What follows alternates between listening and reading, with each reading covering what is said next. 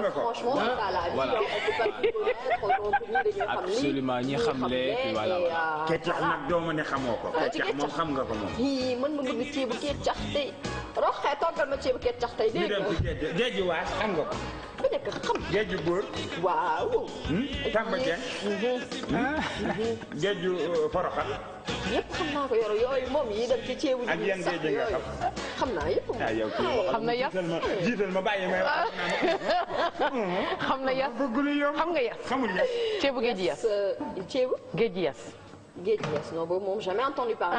kon non bàyyi après ñu toggal la boobu bu xonk. bàyyi après ñu jàppale ñu toggal la. du ma lébu. non non non jën yooyu du lébu ah. non non yooyu amul lébu nag. lu ci am. non non du lébu de. je connais pas les noms. Ouais, mais lébu comme la conscience de la mer quoi. Exactement. non yàgg dem géej rek. yow Adja xam nga yaram moom tukulóor bu rax la. yow doo togg fii moom séeréer la. nee na yow doo togg parce que géej yas xamuloo ko yow xamuloo ko. soo baa ngi dem chérie, paraît que tu m'as togg toi-même tu sais. Chérie kii di togg de. bon ceebu géej yas danañ ko togg bu xonk cooy bu am ñebe bu bees vu que jamono ji jebbe bu bees dafa bëri donc ceebu yàpp ceebu géej yas bu weseng bu xonk cooy am légumes yëpp yu mu am. kooku de xam naa ne tey ku ko togg añ di nga am lu bëri. Bon, on revient tout à l'heure, on n'est pas dans la cuisine, c'était juste un début. On démarre, c'est bon? Avec la météo.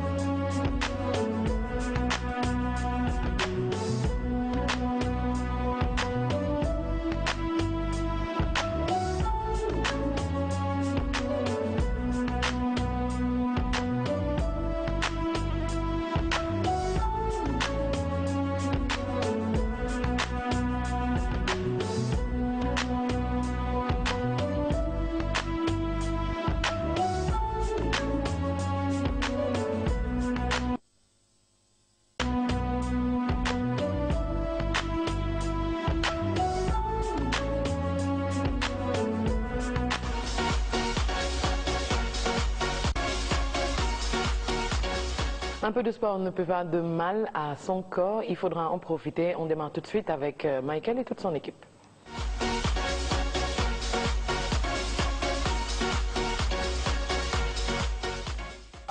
Un, deux, trois. Now put your hands in the air, shake your body down slow. Go on and bring it back like you never did it before. Keep your hands in the air while you drop it down low. Let me see you work it out like a stripper. Chers amis, chers téléspectateurs du Good Morning, nous allons travailler sur les triceps et comment dirais-je, les deltoïdes et les épaules et les bras et les obliques. J'espère que vous êtes prêts. J'espère que l'équipe en place est prête. On se voit rien. Your body looking amazing when you're dancing like that. Girl, get up on that stage and go and do your thing. Sexy, beautiful lady, won't you bring it right back? Go ahead, pull up 180 on my boomerang. DJ Melly Sound. I see you. Miss Worldwide. Across the party. Hey, come, for the fam.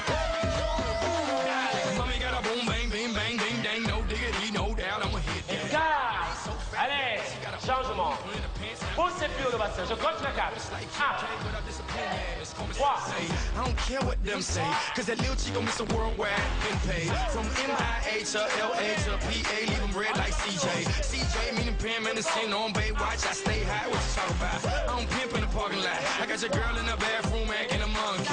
While I play with her baboon, then I throw back like a boomerang. De ce matin. Et j'espère que vous avez aimé. Et j'espère que l'équipe s'est planifiée à aimer.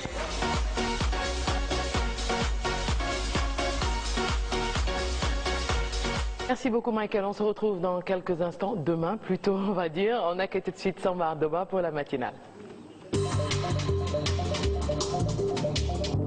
dans la matinale, c'est parti pour de nouvelles fraîches. La rentrée scolaire est encore difficile à l'école élémentaire. Chérif Sidi Aïdara de Sédhiou, le personnel de cet établissement, déplore encore le déficit d'infrastructures fonctionnelles pour accueillir les enfants. L'école n'a ni eau potable, ni bloc sanitaire fonctionnel, encore moins d'électricité. Nous écoutons à ce propos Abdou Khadir Diallo, il est instituteur. Il parle au micro de Cheikh Cissé et Kaba Cissé depuis Ziguinchor. On a une place qui est construite il y a de cela 5 ans, donc il n'y a pas de toiture, il n'y a pas de table-banc, il n'y a pas de fenêtre, il n'y a pas de dalle, donc il n'y a absolument rien dans cette place-là. Vous voyez l'état, il n'y a pas de robinet. Le robinet est parti il y a de 6 ans. Aujourd'hui, les enfants, s'ils veulent boire, ils boivent au niveau des portes. Ça c'est impossible avec, vous savez, avec les mers. Vous avez vu les toilettes, c'est destiné aux élèves, mais ce n'est pas praticable, il y a de l'herbe. Donc c'est une insécurité totale. Si un enfant veut faire ses besoins aujourd'hui, il risque d'accrocher là-bas avec un serpent. Donc on lance un appel au plus tôt que possible qu'ils viennent en aide à l'école Chérif Sidi Aïdara qui traverse aujourd'hui d'énormes difficultés et de problèmes. La case des tout-petits qui est là, la maternelle, qui est un abri provisoire. Donc il n'y a rien n'est construit. C'est aussi vous dire que c'est la seule école dans la commune qui n'est pas électrifiée. Donc vous voyez, l'école à 18 h il fait nuit. On ne peut pas continuer les cours de renforcement. C'est pour vous dire aujourd'hui qu'il y a cette injustice. L'école n'est pas électrifiée. Au moment où les autres écoles aujourd'hui bénéficient d'un programme informatique, nous, on n'a même pas le courant dans l'école. Voilà à l'instant Abdou Khadri Diallo, enseignant à l'école El Sidi Aïdara de Sédhiou. À Dakar, l'État vise un taux d'électrification de 110% en 2017. À en croire le Premier ministre Abdoul Mbaye, le gouvernement a l'ambition de résorber le gap des infrastructures énergétiques sur le territoire national. Il compte s'appuyer sur la diversité des sources d'énergie primaire, incluant ainsi notamment le gaz naturel, le charbon, l'hydraulique, les énergies renouvelable. Abdoul Mbaye donc qui a fait cette déclaration, c'était hier lors de l'ouverture du colloque de l'amicale des diplômés de l'école polytechnique de Thiès. Nous allons y revenir dans quelques instants avec le reportage de Ndeye Aram Touré. On fait donc l'élément est disponible, on regarde. Les besoins énergétiques du Sénégal sont très importants. Le taux d'électrification nationale atteint les 54%. Les infrastructures énergétiques font défaut. Malgré les efforts faits par le gouvernement, le coût de l'électricité reste élevé. La subvention de 120 milliards de francs CFA allouée au secteur de l'énergie n'y fait rien. Et pourtant, c'est plus que le budget de la santé. Mais le pays traverse une crise en matière d'énergie. Décrire la situation énergétique du Sénégal amène aussi à parler de nos coûts de production très élevés, qui impose au gouvernement de verser à la Sénélec une subvention aux consommateurs, cette fameuse compensation tarifaire, afin de maintenir les prix de l'électricité à un niveau supportable, sans pouvoir les empêcher, nous en sommes malheureusement conscients, d'être déjà assez élevés. Notre situation énergétique est donc celle d'une crise. L'intérêt de ce colloque scientifique sur l'énergie, initié par l'amicale des diplômés de l'école polytechnique de Thiès, vise à sécuriser l'approvisionnement du pays en énergie. Des réflexions ont été menées sur les défis du Sénégal pour un accès universel à l'énergie, bilan et perspectives. Selon les techniciens de l'ADEP, le Sénégal doit envisager l'exploitation des énergies renouvelables. Quand nous parlons de mix énergétique, c'est l'ensemble des catégories d'énergie qui peuvent être mises en œuvre pour approvisionner correctement les pays. Et parmi ces catégories, il y a ce qu'on appelle communément les énergies nouvelles et renouvelables.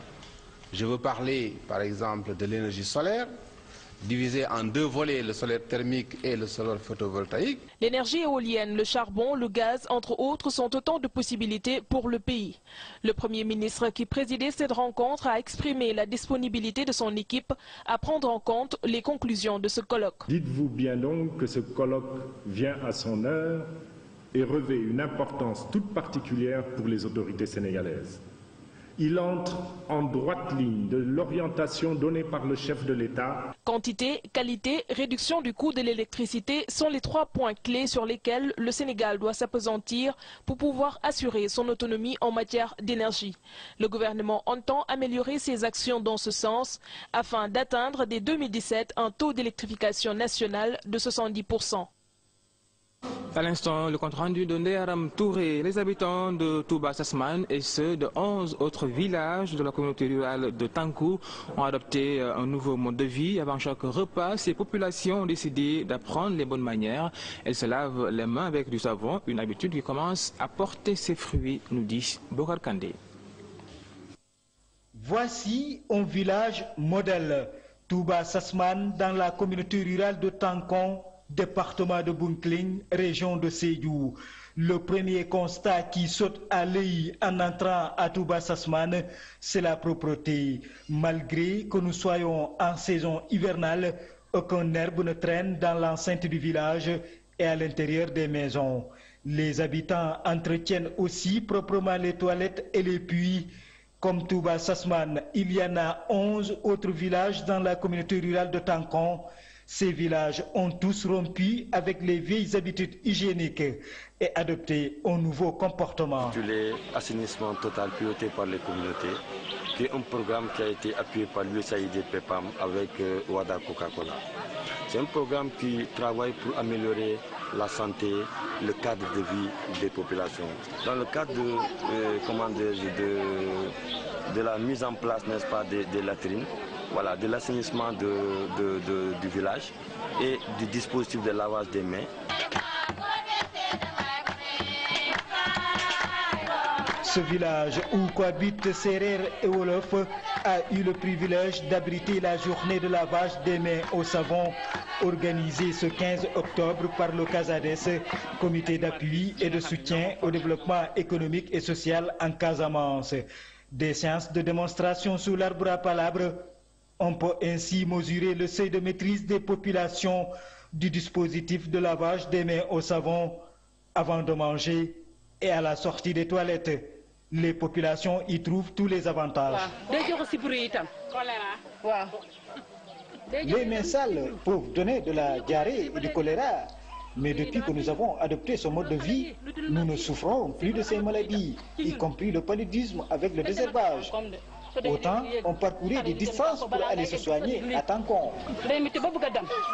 Le changement de comportement voulu par les populations a intégré aussi la dimension gestion de l'environnement. À cet effet, un fourneau amélioré leur a été proposé par le CASADES. C'est un fourneau qui réduit la consommation en bois de chauffe. Retour à Dakar, la communauté chrétienne, encore touchée au plus profond d'elle-même. Une cinquantaine de tombes à nouveau vandalisées entre samedi et lundi dernier. C'est la deuxième fois que cela arrive en l'espace d'une semaine. Reportage Mamior Diallo et Pape Samba. Le cimetière chrétien Saint-Lazare de Béthanie a été une fois de plus profané en l'espace d'une semaine, dans la nuit du lundi 15 octobre au mardi 16 octobre. Plusieurs tombes ont été profanées, plus particulièrement celle de la rangée 36, où 57 tombes ont été vandalisées. Ces actes indignent la communauté chrétienne. Dernièrement, l'archidiocèse de Dakar avait annoncé dans un communiqué que plus de 160 tombes ont été profanées dans les cimetières de Bel-Air et Saint-Lazare.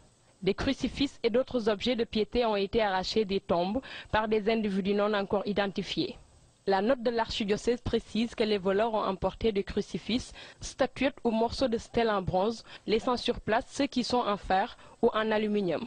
Avec cette nouvelle profanation, l'Église a demandé des investigations afin d'identifier les auteurs de ces actes pour que l'on mette fin à leur jadissement. Elle demande aussi que des mesures soient prises pour assurer la sécurité des cimetières tant chrétiens que musulmans. À présent, les nouvelles hors de nos frontières. Elles nous mènent d'abord en Espagne, en Russie et enfin en Colombie. Les jeunes Espagnols sont à bout et le cri dans les rues de quelques 70 villes du pays. Ici à Madrid, ils sont plus d'1 millier à manifester contre les restrictions budgétaires. Les frais universitaires ont explosé, les attributions de bourses ont diminué. C'est une honte que l'on doive payer pour les fraudes de quelqu'un d'autre. Nous sommes ici pour réclamer le droit à l'éducation parce que chaque année, les travailleurs paient des impôts pour l'école publique et la santé publique.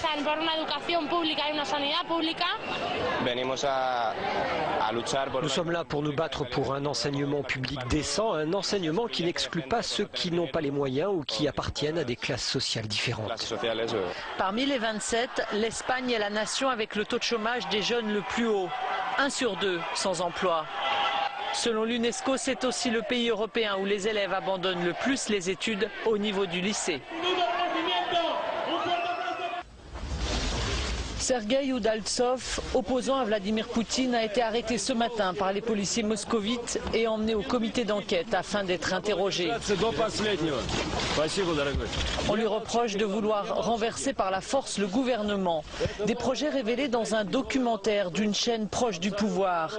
Les journalistes y affirment que Udaltsov reçoit ordre et financement de l'ancien patron de la Banque de Moscou, réfugié à Londres, et d'un député géorgien, qu'il envisagerait aussi de demander l'aide de militants tchétchènes pour organiser un attentat. Je veux prévenir tous ceux qui pensent qu'on peut sans conséquence organiser dans notre pays des troubles massifs et des attaques terroristes qui menacent nos citoyens. Vous n'imaginez pas à quel point nos services spéciaux sont professionnels et vous ne connaissez pas nos lois et notre code pénal.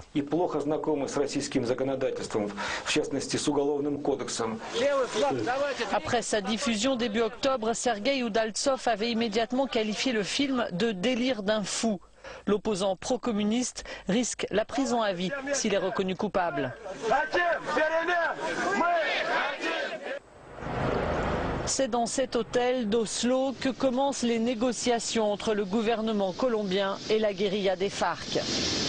Un processus de paix historique après un demi-siècle de conflit armé qui a fait plusieurs centaines de milliers de morts. À son départ de Bogota, l'équipe des négociateurs du gouvernement veut y croire. Nous ne voulons pas créer de fausses expectatives, mais nous pensons qu'il y a des éléments de fond qui alimentent l'espoir de voir bientôt de bonnes nouvelles pour la Colombie.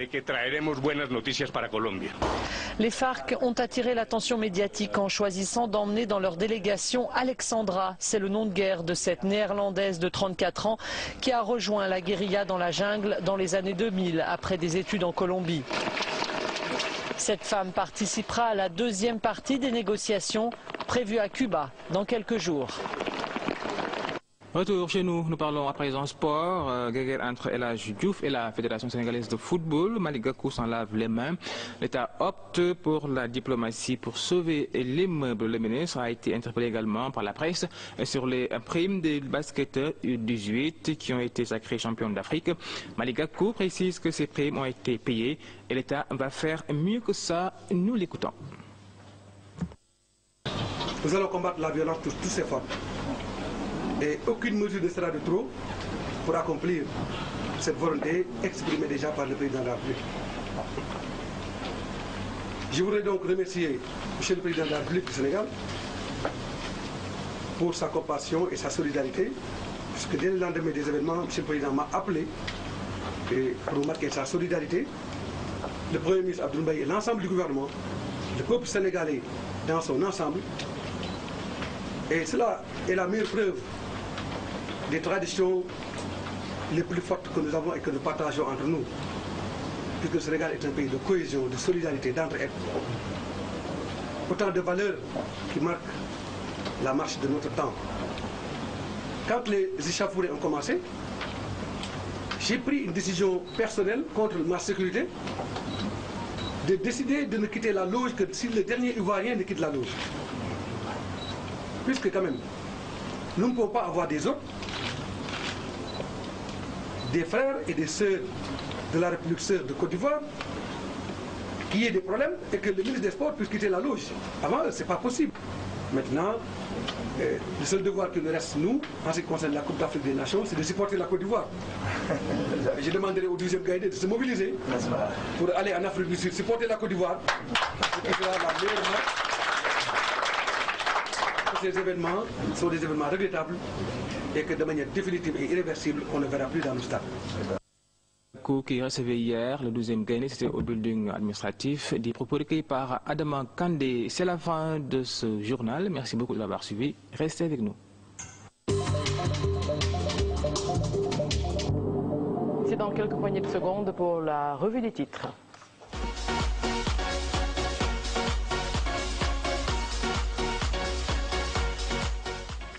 La revue des titres dans ton kiosque à journaux avec au menu ce matin des faits de société, de la politique et bien évidemment du sport.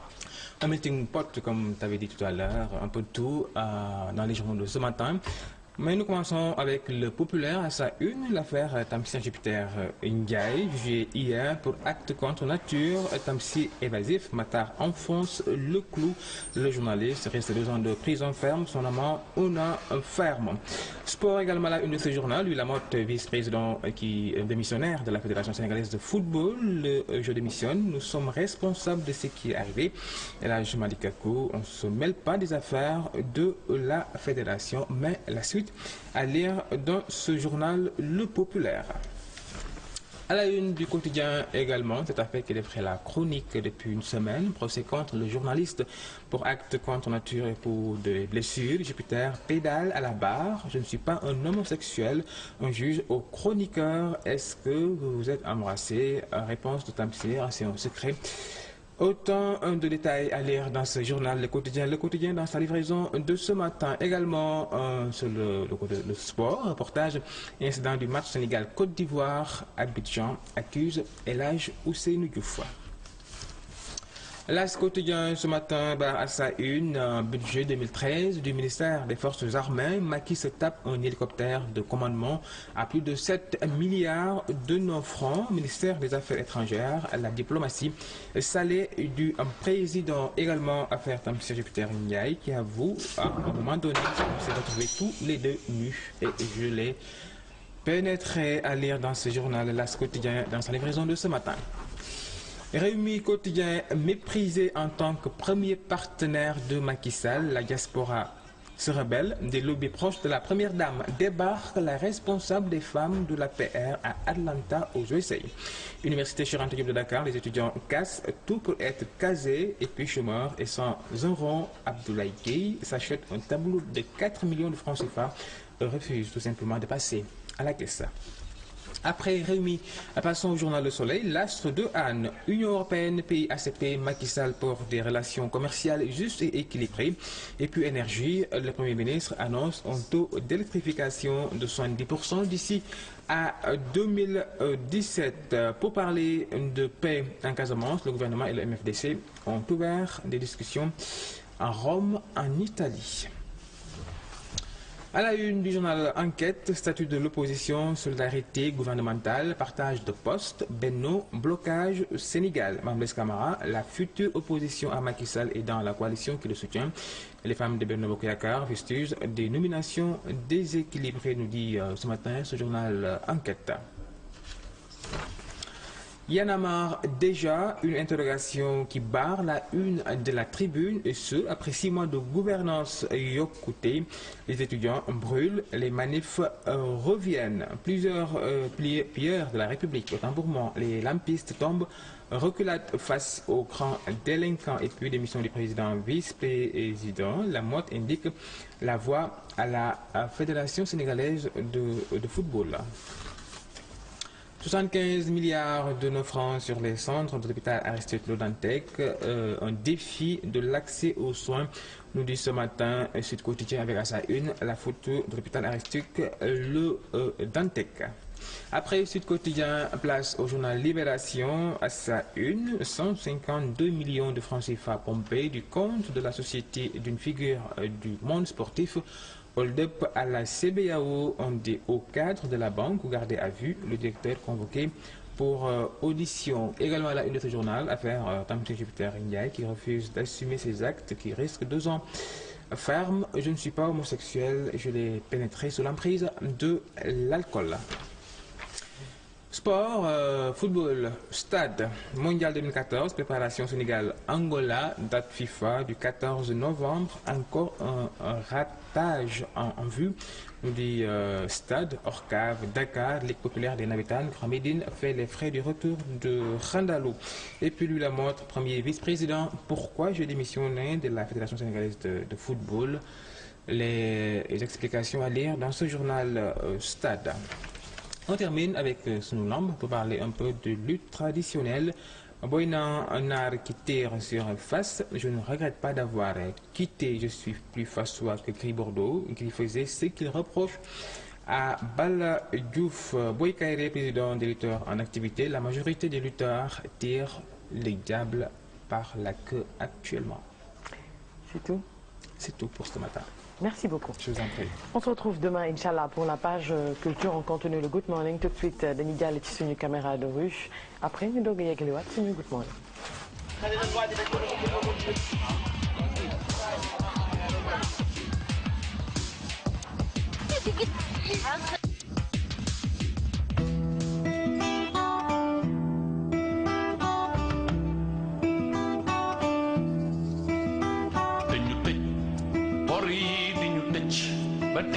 dund bu metti la ñuy dund fi mu nekk nii parce que dañu yor ay njaboot yoo xam ne ñun lañ toll fi mu nekk nii ñoom dañu judd liggéeyuñu ñun ñoo continuer retraité ba pare di leen yore si biir kër gi loolu la ñu dund ak suñu famille si biir kër gi donc suñu pension alimentaire si la ñu nekk 2 mois lañ koy jot buñ ko jotee si la ñu bëgg a dundal suñuy njaboot bëgg ci dund loolu la ñuy jafe-jafe yooyu la ñuy dund actuellement.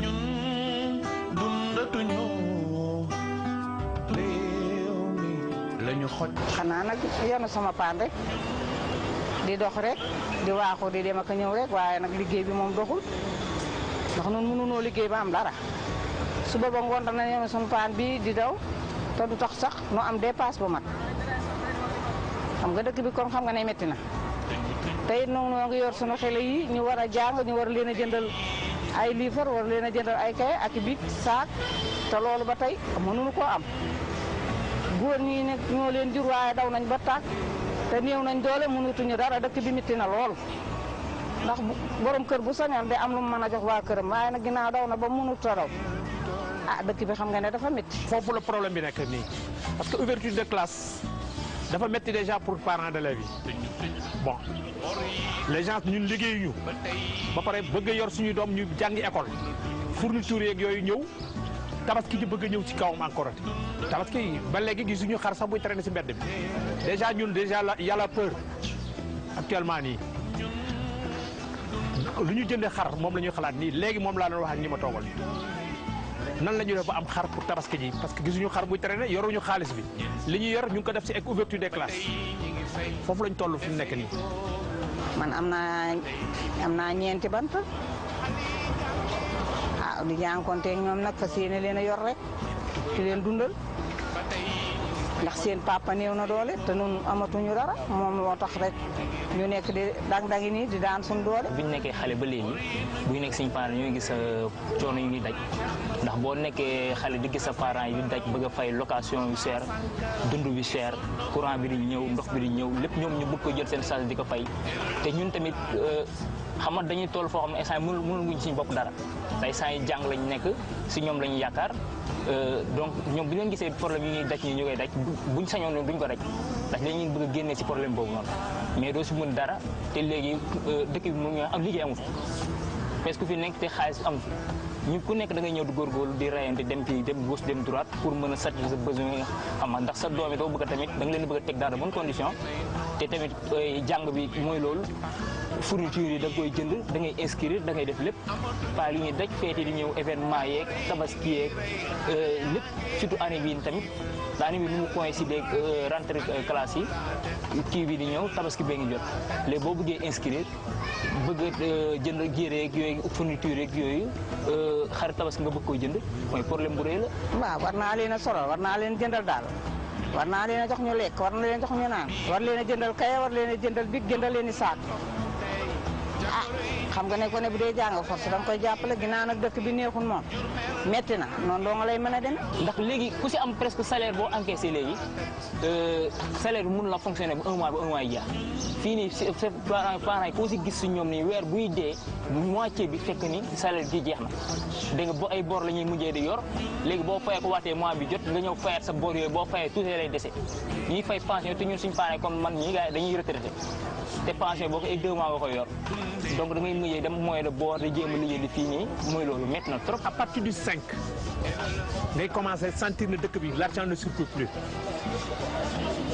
honnêtement parlant xoolal li nga wax ni oto yi dañuy gaare circulation bi day fluide l'argent ne circule plus dans ce pays doo gis ko ku yor xaalis koo wax mu ne la maa la gën a sonn loolu la ñu jafe-jafe boobu la ñuy dund actuellement nii. gouvernement da nga war a am priorité loo war a doxal te fii Sénégal xam nañ priorité lan la mooy nit ñi lekk ba suur bu ñu faju dem faju yi jàng ñu dem jàng bi te léegi boo xoolee jàng bi doxul da ngay grève 5 mois bëgg a jàng avec ça ñu ne dañu bëgg suñu ëllëg avenir bi dañuy tiit si avenir ndax yow doo jàng nga ne da ngay jàng doo jàng bëgg a jàng doo te jàng droit la nit ku nekk boo neexee da nga war a jàng mais professeur yi ngi grève gouvernement doo xam sax kan ngay teg naa kan moo nekk si problème kan moo nekk si dëgg wala kan moo nekk si dëgg doo ko mën a xam. dañoo judd retraité ñoom ñi ñëpp ñu ngi nii toog xool leen bu ñu xëyee fi la ñuy toog ba añ jot ñu añ sollicité bu am njëgu ataaya bu ñu ko amee naan ko nii la ñuy toogaat ba ëllëg waaw jàpp nii nag sol seen équipement daw ji ñëw toogaat loolu rek la ñuy def amuñu lu ñu def. waaye nag dëkk bi moom moo metti su ma sañoon nag am ku nu jàppale mbaa ku nu dimbali ban mën a am dara. tabaski gii ñëw war na maa jënd xar ndax xar moom boo yoree sa doom il faut nga war a jënd xar ndax xarum tabaski mënut a ñàkk ndax munoo ay nit di rey te yow reyoo te ñëpp yemuñu doole. day gën a empirer c'est sûr et certain man dama leen di yërëm ñoom parce que au moins man liggéey naa ba décroché mais ñoom dama leen di yërëm cette jeunesse là c'est une jeunesse boo xam ne xamuñu fu ñu jëm xamuñu lu ñuy def fu nekk nii. te ñun suñu ëllëg kenn xamu ko ndax dañuy jàng instant yi nekk suñu nekk rek ñu nekk si jàpp di sabablu rek gëm ne dina baax ëllëg te mooy dañuy jàng rek ñu bëri ci ñi jàng mais xamoo ndax di nga am liggéey ëllëg ndax fii liggéey dëkk bi kenn gisatu ko da ngay nekk si lu nga nekk rek yaakaar si am si yaakaar ndax tamit comme que ay julli lañ am na yoo xam ne julli doo découragé tout le temps si loo nekk da ngay gëm ne si lu nga nekk tam yàlla na la si fekk yàlla baax na quoi moo tax si yooyu mais instant yi moom dëkk bi métti na trop. léegi moo gën lii mais da nga doon gis xaalis nii da nga doon gis mais boo gisee bu njëkk boo gisee téeméer nii da ngay kontaan mais léegi téeméer mais les tout petits là bu ñu ko yoree sax léegi c'est pour 2 minutes. lépp cher. góor moom bu dee daw ba nga xam ne doo leen jeex na il faut ñun ñoo ko nooy mën a jàppale njaboot gi rek duñ ko bañ waaye mënatuñ ko parce que seen doole jeex na samay doom maguñu mënaguñ dara.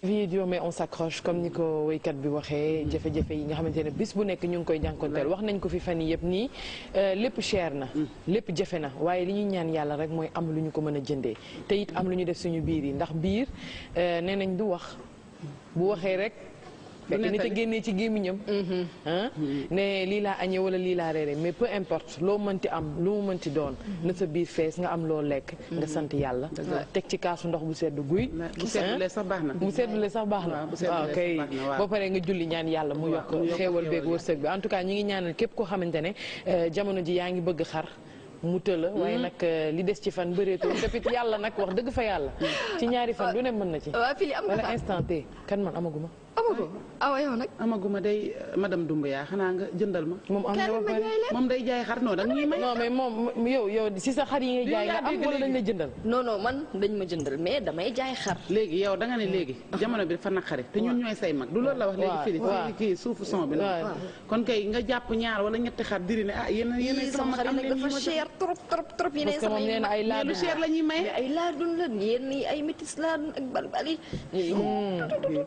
kon yow fi ne dañu may jaxare ni non moom léegi dañuy may benn xar ñu séddoo ko ba ñu xaaj jël kii jël moitié xar kay jël moitié xar bu ñu ko kiiyee ñu xaaj ko nii fi li jël tànk na fi jël tànk ma jël benn roxay jël benn léegi faar yi ñu jox bi yoro yi ki des ñu séddale ko caméraman côtelette yi ñu nekk côtelette bu nekk ñu jox caméraman buti waaw buti bi bu ñu rotee ñi ba pare dañ koy laxas ku ne ñu tegal waaw laxasal tegal lay côtelette yi ñu séparé ko côtelette bu nekk benn caméraman benn Laye Ndiaye benn Pape Samb benn Jibi non Jibi bu mu am parce que moom célibataire la jarul ñu am non yow côtelette tuuti na ci yow kay fa nga soxla lu mu seeñoo bon bref en tout cas fan yëpp dinañu wax ci wàllu làkk bàyyi waaye l'essentiel c'est que bu ñu dellusiwaatee rek bu ñu fi fekkee kenn ku fër bu ñu nee nag tabaski xar am na ci wàll togg bi am na ci wàll maanaam lu jëm ci wàllu soble yeneen ak yeneen sañse bi am na ci wàll waaye sañse table bi am na ci wàll sañse yu ndaw ndawaan yi nga xamante ne madame bu sañse ba pare day jël benn torchon rek lonk ko ci tablier bi di jaagar waaw gis nga tey Chic et Choc foofu la ñëw tey moom Chic et Choc foofu la ñëw bon xam naa tout le monde s'attendait à ce que ma sol comme je l'ai bi ma commencé Chic et Choc ba léegi comme ni ma ko mos a defee jinax may ma bu jinax bu bëggee gudd fan day bëri pax maa la wax lool give me 5 léegi donc voilà tey démb dama demoon marché mercredi ma ne comme que tabaski baa ngi ñëw te des fois pour nga jënd yenn napp yi dafay cher trop pour ma wan nit ñi ko aussi ci marché Feugueux Ndiaye bi ci Chic et Choc c'est pas seulement des habits des chaussures ak yooyu il y a d'autres trucs qui sont là-bas que muy pour xale pour mag pour waañ pour tout ce que vous voulez lépp loo leen soxla rek am na fa moo tax tey nag dama dem jënd samay napp yu baax bon ñu commencé ba ndekki bi jour tabaski su jotee ñu jël sa napp bu baax bu ndaw su ñu demee julli ba ñëw mbaree xar bi jël foie bi saaf ko lakk ko ba mu normal nga jël napp bu rafet bi rek ndax je mets debout pour montrer daal di koy lal donc voilà napp bu rafet bi gis ngeen ak kaas yeeg ak yu ñuy ndekki wallaay baraada yeeg yëpp a ngi ci ak fruits yi lal ko fii nga bëgg a def table à manger ñoo jox ko pourtant napp bi sax lakk yàpp lay xeeñ de xaw ma nu mu fa demee noonu boo demee rek ci doon lakk bi yow fili dafa nam mu yàpp dafa nam mu yàpp est-ce que dama nam wax donc nga boole ko ak torchon yi si vous mangez en couple yow ak monsieur ñu jël voilà Adja nag affaire u siis dëgg nga def ñaari torchon yow ak sa jëkkër kese affaire u siis dëgg nga def te yàlla xam na ni que tabaski wu ñun ñaar kese de mais tabaski ñun ñëppay tabaski kër gi. bii ma gis de ñaar laa fi gis. non c'est juste pour la démonstration. c'est juste pour montrer que voilà. jënd sa napp bu rafet napp bi maa ngi koy jëndee napp bi je l'ai acheté à combien 700 laa ko jëndee napp bu rafet bi waaw gis ngeen ko nu mu rafetee. trop 700 laa ko jëndee. macha allah te soo te bii nii napp original la parce que ñu fëgg jaay bi dañuy gis ay napp yi nga xamante ne ay drap la ñuy am et que drap yi moom la ñuy jël ay drap yu am ay trou jël ko dem recycler ko daggaat ko def ko napp ak ay torchon mais bii nii napp original la du drap bu ñu defaraat napp donc voilà torchon yi aussi soo ko xoolee nuñ ko formé nuñ ko bindee waaw ay drap la woon à la base drap coton la ñuy jël drap bi su amee ay trou wala moom yenn défaut yi moom la ñuy jël daggati ko def ko torchon yóbbu ko waaw ëmb ko ci machine bi ñu defar ko nii ba mu normal exactement benn ñaata torchon yi benn 200 waaw torchon yi benn 200 laa ko jëndee rafet bi bëggalee set wecc donc nii soo toggee foie bi ba lekk ndap yooyu soo ko raxasee ba pare nga jël serviette yi nii daal di koy fomp pour essuyer ko xoolal comme c'est du matière coton la ak bii nii waaw niroowuñu sax exactement donc ay éponge la yu ñuy essuyer nag ñaari nii ñoom ñëpp c'est pareil c'est la même chose donc moom ngay jël et soo ko raxasee ba mu set nga jublu ci lakk yàpp bi non xaaral ma teggil la bi xam nga dañuy teggi comme bu ñu añee ba pare daal dégager bagage waaw kay lalli ba mu baax tegee ne bale ba mu set fomp rek ñëw lakk yàpp bi togg say sauce sa frite waaw defar yëpp ba mu saf ñu jël sa napp bu baax napp à carreau bi bu mag xamante ne moom da ngay recevoir nit ñi xam nga ndekki bi moom mun nga nekkee ñaar kese waaye heure añ bi waaw di ziyaare mun nañ ñëw fekkee tombeek añ bi ñëw rek lal sa napp bu rëy gis nga mi ngi nii donc voilà napp bi nag bi ma koy jënd quand même moom ak 3 torchons lañ ma ko jaayee ouais paa bi mu ngi ma ko jaayee moom ak 3 torchons yi nii mu ngi ma ko jaayee à 1500 dama ko jaayee torchons yaa ngi nii dox na de gis à 1500 la ma ko jaayee donc nit yi torchons yi la àndal te bu ma ko jaayee ba pare après dama gis à côté mu doon jaay yeneen yu nduroog moom ma jël yokk ci ñoom benn la sax exact c'est la même chose boo demee sax man jaayee ko détaché rek exactement bii nii tamit soo xoolee drap la woon ñu jël ko nag ko def ko napp xam nga kii waat ko ourle waat ko ak yooyu ba mu normal léegi nag ñoom ñett napp ak ñetti torchon la ñuy jaayee 1500 des fois am na napp ak 6 torchons mais ñu ngi koy jaayee kii ay 3000 wala ay 2500 day gën a cher donc ma jëndee bi napp bi ak ñetti torchons yi 1500 ma jël ñetti torchons benn bu nekk 200 ma yokk ci donc voilà ça m'a fait nga am sa ensemble bu baax sama ensemble bu baax bi moom invité yi ñëpp dinañ mën a am fu ñu fompoo ñëpp di nga lekk non am na 6 kon kay 6 personnes mën nañu 6 personnes waaye Adja daf ne ma bii man la koy may d'accord tey dama koy fay borom man yow yaa sama ma keroog may nga ma fi lekkat moom laa teg si ñëpp ana lekkat ba jox naa ko oui sama kër donc voilà avant may eggali ropp kii bi li ma ndugg waaw ñu lalliwaat waaw nañu lalli mais avant ñu eggali dañuy seetaan juste reportage bi pour ñëwaat li des ci sama ndugg bi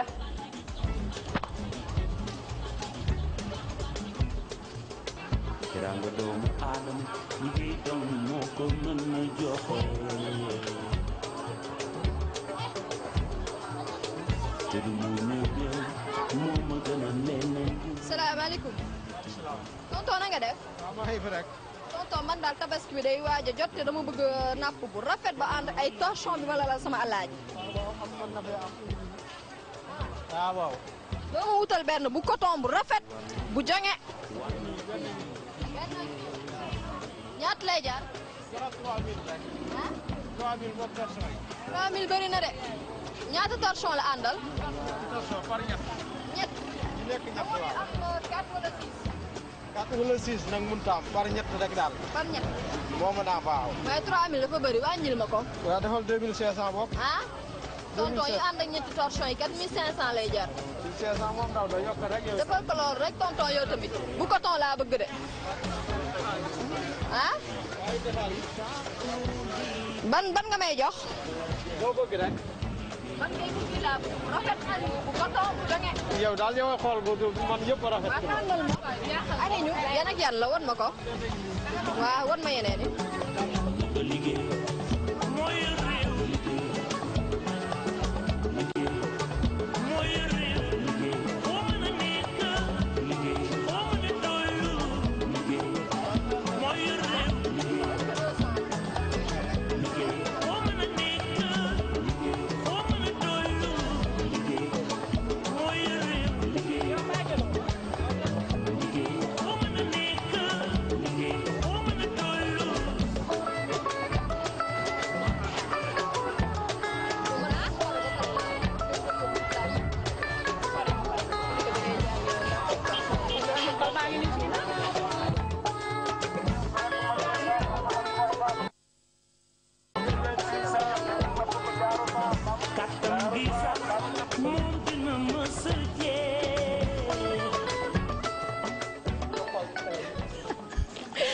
voilà donc voilà gis ngeen carrément li ma ko jëndee napp bi ak yooyu. et en plus jënd naa li nga xamante ne moom mooy ay rideau.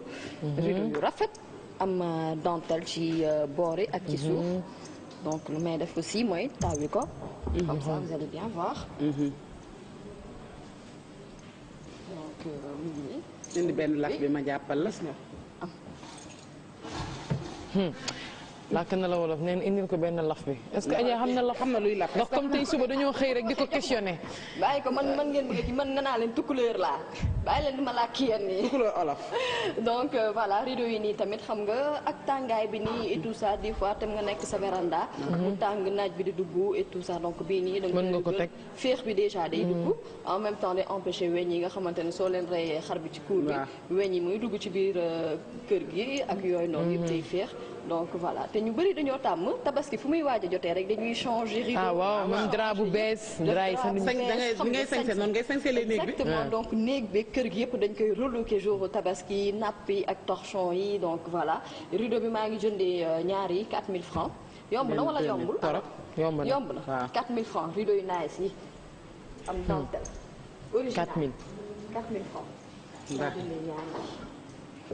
donc voilà benn bu nekk 2000 gudd na ba ci suuf te bu nekk def na 2 mètres. ah oui de mën nañ cee ut. dina jot seen i néeg ba mu baax donc voilà. defar de buntu de palanteer. exactement mooy li rafet na bay bëgg a dee. juste pour vous dire que voilà marché Feugueux Dia on trouve du tout. am na ay dàll ay sac yére tout ce que vous voulez. donc comme je dis la rubrique chic et choc c'est pas seulement pour les habits comme je le dis on n'a pas besoin de dépenser cher pour être chic que ça soit sur soi-même ou à l'intérieur de soi-même tu vois. nga dem sa kër et tout nga jënd sa affaire yu nice ni nga dal ko nit nan lay xam kuy xam ni que 1500 nga jëndee napp. ku koy xam. nee na ma yow sa napp bi rafet na de waaye doo ma ko may waa torchon yi foo ko jëndee. waaw ma ne la napp bi de 15000 lañ ma ko jaayee. ñu ne la xanaa telle boutique nga ko jëndee tu vois yii nii yëpp wala ñu. alors que c'est du 100% coton loolu aussi il faut le spécifier. exactement parce que ñu ci bëri xëy na dañ naan du ñu jënd yenn kii yi parce que nylon lay doon et puis des fois day rafet trop nag. nga jëndee ko 15000 20000 mais bon boo ko lalee du pour lekk. exactement da nga koy lal pour un temps rek bu fekkee na nga bëgg a lekk il faut nga changer ko te je pense que yii baax na trop et puis coton la. donc lu ci mënti tuuru muy diwtiir muy leneen boo fóotee ba mu set rek nga weer. naaj bi bu ko jàppee rek diwtiir bi dem. bon añ nañu ndekki nañu añ nañu. reer moo ci des. ker bi topp ngoon gi.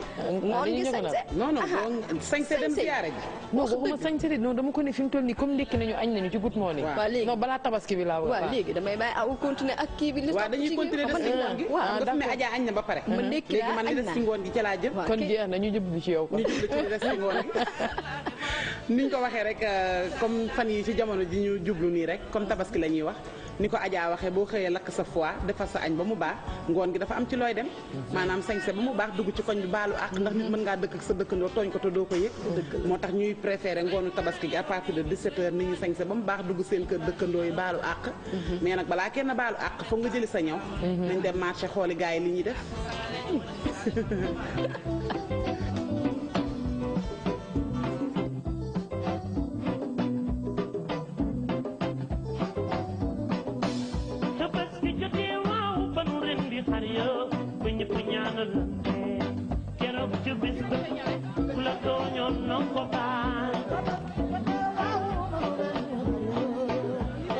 ñun de ñun jigéen ñi lañ fi nekkal di leen ñawal lu rafet lu tegu ci temps maa la wax loolu waaye saa yi de fi mu nekk nii am nañ fi ay taybaas am nañ fi ay robbu fara-fara yaa ngi fi temps yi fara-fara yi temps yi dafa xew waaw ñun ñoo koy daggate ay ciseaux lañ yor di ko daggate maa la wax loolu waaye client yi nag moom instant yi fi mu ne ñu ngi ñëw ndànk-ndànk mais xam nga rek dëkk bee ko laaj parce que fi mu ne instant yi situation yi métti na métti goo xam ne ni gars yi bëgg nañ mais demewul noonu daal dañuy taxale ndànk-ndànk rek événement korité moom mën nga jël lu bari mais événement tabaski moom dëkk bi Ndakaaru kenn dëkku fi ñëpp dañuy génn dem tabaski ji donc kon da ngay jël lu yem loo xam ne nii balaa boobu mu mën a jeex parce que nit ñi dañuy dem julli ji xam nga loolu mooy problème bi quoi moo tax foog nga jël lu non man moom du ma xeex man mosuma xeex ma sama gars yi aussi duñu xeex ñoom dañuy jël lu yem dóor ko mu daanu.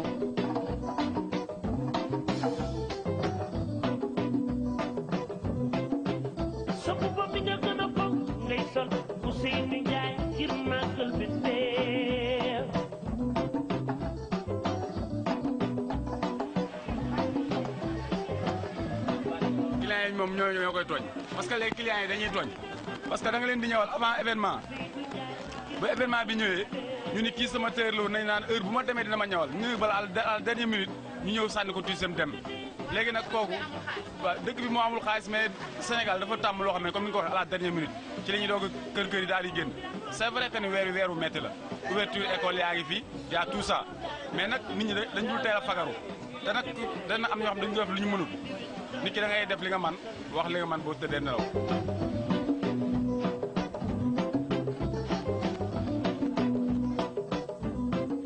voilà reportage baa ngi nii donc jóge nañ ci gam ñi laa dem ci yeneen tissu yu bees yoo xam ne am na fi waaye tamit am na leneen lu ma seetlu waaye balaa ma la ciy dugg dama lay bàyyi rek nga yeggali. waaw mooy li ñuy ñëw ba pare di ko wékk ni ndax bu meuf bi Samba Ardo ba laa ko bëgg a wékkil parce que nee dafa bëgg a julli gi te yorul. te ñawloo wékkil bi nga wax a yàgg. waaw dañuy wékk xam nga fi ne comme fi ne jamono dafa toj dëkk beera ba joo. te ñu bari yoruñu xaalis ba pare tëyëri li ñuy def tam dafa am importance. parce que léegi comme xam nañ nit ñi mënuñu am xaalis léegi ñëw te waa ji ni mu ko waxee ndax korité mën nga jël lu bari sax mën nga korité Dakar mais tabaski dafa nekk fête boo xam ne kenn ku ne da ngay préféré dem passer ko en famille ak te Ndakaaru kenn dëkku fi bañ nañ ko ba lendemain tabaski boo duggee biir Dakar da ngay naan ay bâtiment kese nga fii gis loo gis kenn léegi dañuy jël lu yem léegi nag ay 1 mois avant tabaski ñoom dañuy ñëw di daggate di kuppati di ñëw seen ñëw yu rafet di ko wékk yow boo ñëwee nga jël bu fekkee yem na la baax na su la ëppee ñu wàññil la ko mais am na ñoo xam ne dañ koy ñëw sax te duñ ko boole maanaam dañuy ñëw rek teg ba nga xam ne nit ki bu ñëwee ñu mesuré buñ ko nattee sur mesure rek ñu daal di lay booleel daal di kii tegal la jox la waaw nga ñëw ñu jaay la ko nga ñëw ñu jaay la te du tax a cher mais yan moo gën a cher nga yaakaar soo jëlee nga jënd sa tissu dem ci sa tailleur nga wax ko ñaw bi laa bëgg et tout ça nii laa ko bëggee mu taxé la benn prix ak bi nga xamante ne da nga dem rek fekk ñu wekk ko nga wax ko mu jaay la ko ban mooy gën a yomb ça dépend rek am na ci ñoo xamante ne ñooy prix yi parce que boo leen différencier li ñuy ëppantee du bari mais am na ci ñoo xam ne tamit dem taxaw ñu jëlal la mesure ñawal la ñu boobu mooy gën a cher nga wax li nga bëgg mooy gën a cher parce que léegi ba tey da ngay ñëw rek da ngay daal di xool yaay choisir lu la neex nga jël loolu mën naa bañ a cher mën na yomb te gis nañ ne jamono ji aussi xam nga coupure yi dinañ faral di bëri di wala du bëri ak yeneen ak yeneen donc daamina bu ngeen seetloo wàññeeku na lool patché yi moo fi nekk ci loolu laa bëggoon a ñëw mu nekk entre brodé ak ganila mu nekk loo xamante ne rafet na xale yi mën ko sol donc pour wax ne rek mën na yomb na te nit ñi léegi fi mu toll nii je pense que ñaw yi compliqué duñu ko torop daal déedéet te surtout fi mu ne nii booy seet jigéen ñi xale yi la ñu gën a priorité c'est vrai parce que tey da ngay xëy na ci wàññi yaa nga ca lakk ba yaa nga ca togg ba boo paree raxas bale fomp defar foofu soo paree da ngay tas jour tabaski léegi ñu bari dematuñ sa ziar dañuy bàyyi ba ci ëllëg sama la ca ginnaaw ëllëg sa nga doog a solu dem te gis nga comme ñoom ñu ko defee noonu ñaw xale yi mu rafet bu bëgg a dee defar leen patché leen ganila ak brodé yu ñu kuppati leen robb dawalal leen ko defar leen ay sër ak anango daal di ñëw yëpp daal di wékk boo ñëwee loo fay rek am loolu comme ni ñu ko waxee classe ak samba ardo gi tamit comme ni ma bu meuf boobu la bëgg moom lañ koy utal moom laa koy jënd comme moo bi ngeen wax tey loolu ngeen xëy la muy wékki kon ku ci bëgg a wékki na nga dem ñu wékki la ci yëre yi nga xamante ne macha allah dafa rafet ak reportage bu am solo bi di wax ne rek semaine bi ak bi ci topp yëpp balaa tabaski bi di waaji ñëw ci reportage yi ci loolu lañu koy accès ci loolu lañu koy jubale pour mën a wax sénégalais yi rek lu ne am na fi yomb na et puis tamit tailleur yaa ngi góorgóorlu ku nekk sa métier danañ ñëw ci coiffure bi également ci lu nekk daal macha allah accessoire tout ce qu'il faut danañ ci ñëw waaw comme bu ñu paree foofu ndax tey kuy seetaan Good Morning ne dama leen bëgg kooku kenn amul fayam foo ñu di ko gërëm ba madame Cissé Ndeye Aïta mu ngi dëkk ville nee na moom daa xaritu Good Morning la mooy fan si numéro 1 boo yeggee waxal ma ko ñëpp madame Cissé doomu ndeyu Fama Ndiaye nee na daal mu ngi leen di bëggee daal merci beaucoup jërëjëf moom itamit alors dañuy jàll léegi ci Hello Good Morning ma bàyyi la nga jël sa ay napp ak tout ce qu'il faut yow da koy sàcc de ndax may mën a amagul napp ak torchon ani mu sama torchon bor doon sax jibi naan ma ay torchon napp bi laa célibataire lan lay doyee torchon sama mag ak napp ci may benn bu dul sama mag mayuma kenn jibi mayuma la Hello Good Morning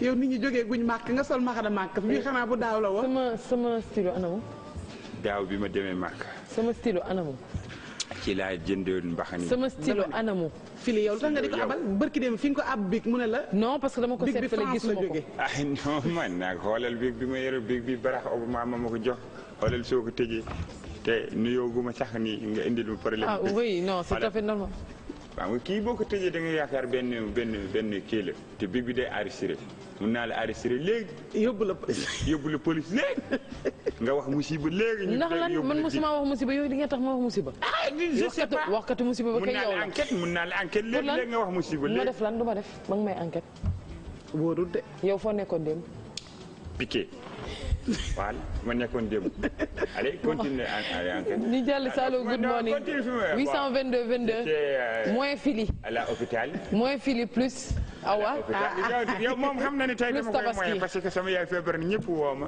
comment va la maman sauf fili te envoyé naa le message de la 4 heures ci yàlla règlement de compte en direct ngay éviter wuy ma jàllale sa affaire Good Morning c'est mieux à la direct parce que mani nga war a na woo wax fii yora ma yow budul daral yaa ngi ci fili wax la maire bi mi ngi tane je suis de tout cœur avec toi maire bi yaa ngi gën a tane mooy xam ni fili et le fond de la cour waaye kon nit bu la boowul nekkul fond de la cœur. yónnee naa la message wax la ne la fili. kon fu mu nekk tous les jours on se voit. boo ma gisul kay nga woo ma à téléspectateur yi nañu waxante dëgg rek. nekkul fond de la cœur mais de la cœur la. cat de la cœur la ma def man. soit professionnel jël sa appel. je suis professionnel de tous les sens. allo. bon 822 22 plus Awa plus Adja mooy fili. man kay bëgg naa bul ma boole ci sa appel good morning boobu moo ma gën a. mooy fili. et puis am na benn boy bu tàng bu toog tey. Sali kii nu mu tudd boy boobu. bonjour c'est Mamadou Diagne Fada man la Mamadou Diagne Fada. waaw en fait dama dégg Sénégalais yi di wax ni opposition amatul ici au Sénégal muy affaire bu grave muy. affaire boo xamante ni bii nii yéeme na trop. mais man je suis d'accord parce que opposition amatul tous les oppositions ñu ngi ci biir gouvernement de la Benno Bokk Yaakaar léegi aussitôt débat yi ñu doon gis dans les télévisions gisatuñu ko léegi opposition daal yaa naa maar laa gis ak PDS 20 députés ñoo am bon 20 députés tuuti na si opposition man je suis parfaitement d'accord et puis su opposition amul kan mooy xuuxatal gouvernement bi pour mu job aussitôt tamit il faut que loolu ñu dawal si saa soit man je sais pas contre les APR je sais pas contre les personnes mais je sais que opposition c'est bien pour la réew parce que yéen opposition bi ñoo leen doon frapper leen si débat yi frapper leen fu ngeen daje. décryptage da daan ne. waaw décryptage da daan humb mais léegi décryptage. non boo seetee débat politique mi ngi am yeneen yi nga xamante ne bii nii war na opposition mi ngi am mais opposition bi ñun ñi ngi invité ñëpp on invite tout le monde que ñu ñëw et puis ñu jàpp ci opposition bi parce que opposition bi war na mën a dem 20 députés la mais dañu am doole deuxièmement ñëpp ñu ngi daw côté waaye ji Macky Sall ñëpp daw Macky Sall Benno Bokk Yaakaar ba loolu du Benno Bokk Yaakaar Benno Bokk Yokk Mbir yi la Benno Bokk Yokk Mbir yi donc Benno Bokk Yokk gaz yi Benno Bokk Yokk ceeb bi Benno Bokk Yokk diwlin bi Benno Bokk Yokk bon mënuñ ñu wax lépp Benno bi li ko war a donc ñun li ñuy invité mooy population bi yëpp ñu ñëw jàppale ñu nekk opposition donc continuer liggéey bi mooy li nga xam ne moo ñu ñor ñun waa PDS yéen seul opposition bi quoi merci dégg naa sa appel Benno Bokk Yokk diwlin loolu tey boobu lañ xëyee benn bokk yokk. non pilis naa la bul aju non pilis naa la man duma ko yow sama femme nga quoi parce que sama jëkkër déggal ndëggal mi naan sama jëkkër sa xarit la déggal Allahu akbar si jëkkër sama xarit la loolu laa bëgg wax allo kii c'est dans les appareils. salaamaaleykum na accidenté. waaleykum salaam. na ngeen def. ça va. alhamdulilah. kii c'est dans les appareils. man la kan xamuloo ma. bàyyi ma nëbb sama tur. waxal rek man la Nafi maquilleuse. en fait dama am ay pistes ak ay ganilaay yu may joxe. ay kii daal ay bor yooyu joxe quoi ay kii ak yooyu noonu daal. léegi may lancer benn appel pour que koo xamante ni bi nii bëgg nga jël ay pistes. pour que nga ñëw ma jox la ko daal.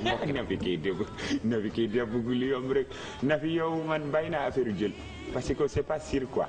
et puis situation yi tournoi bi et puis man tamit ñu ngi may waaj a yóbbu police loolu yëpp xam nga problème du jël yi moo ko indi quoi léegi daal Nafi on laisse tomber quoi et puis nga seet keneen te da ngay waaru daal wax ji du loolu de yoro waaw Nafi maquillage dañ ko sant mu ñëw bëgg a def fii boutique. waaw waruloo fi def boutique Nafi encore de plus yaa ngi lakkatu di woote jarul ngay lakkatu mënoon ngaa taxaw rek dans la direct ñu jël nga wax ni da nga yor ay piis mais man je prends pas. mooy yow ñii looy ragal yow man. non wóorul la teg pression. non pression du ma la teg pression. non si. xoolal bu ma lay ko joxee nii man du ma teg kenn pression barki Rasulaay man du ma teg kenn pression. kon fa yeeku bi ni muy demee. léegi. waaw su ma la ko joxee weer wi ñu xam nga le 26. mooy tabaski bi. waaw donc le premier da nga may jox genn wàll. le premier da nga may jox genn wàll. waaw. waaw après le 15 nga mottali ma wala bu weer wi deewee moom nga mottali ma moom li des moom.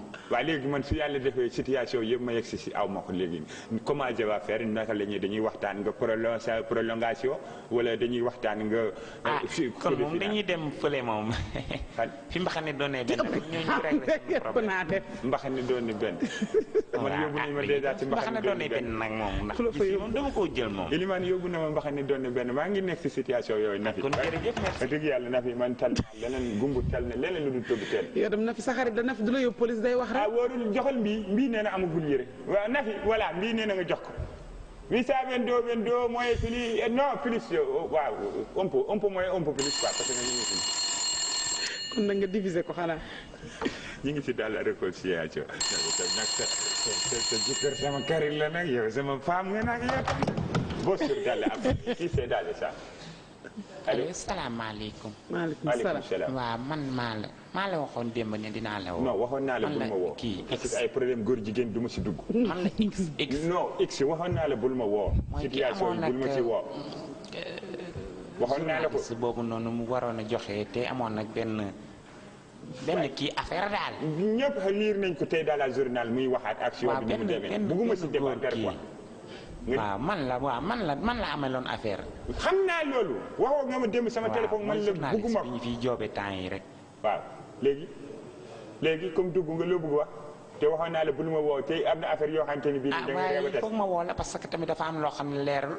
lu leerul soxla wu ñu leeral bi parce que tamit da ngay war a dal xam nga non ay affaire de. xam nga yëf yi moom daf maa woo. bon ku lay quoi. dama laa soxla ñëwal dama laa soxla pour maag yow ñu jokkoo. ma laaj ko 100000. oui bi ma ko laajee 100000. wëlbatiku laajaat ko gane laa ndax tabaski bi dafa jub si mu ne ma anyway amul problème ñëwal dañ naa ko gérer. ma ñëw nangu ko gérer pare may jaay esrom naa ma yow xam nga yàllaa ko weer. ndax moom xam nga ni 100000 du dara ci moom yàllaa ko weer. et puis moom nee na dafa halluciné ku yàlla weer nag nga weeru ku yàlla weer. di nga weeru moom nag dafa weeru te pareeguma ci moom. ëpp naa def billaahi barki dina xam ni moom. waaye yow jaaral gaaras waay yow.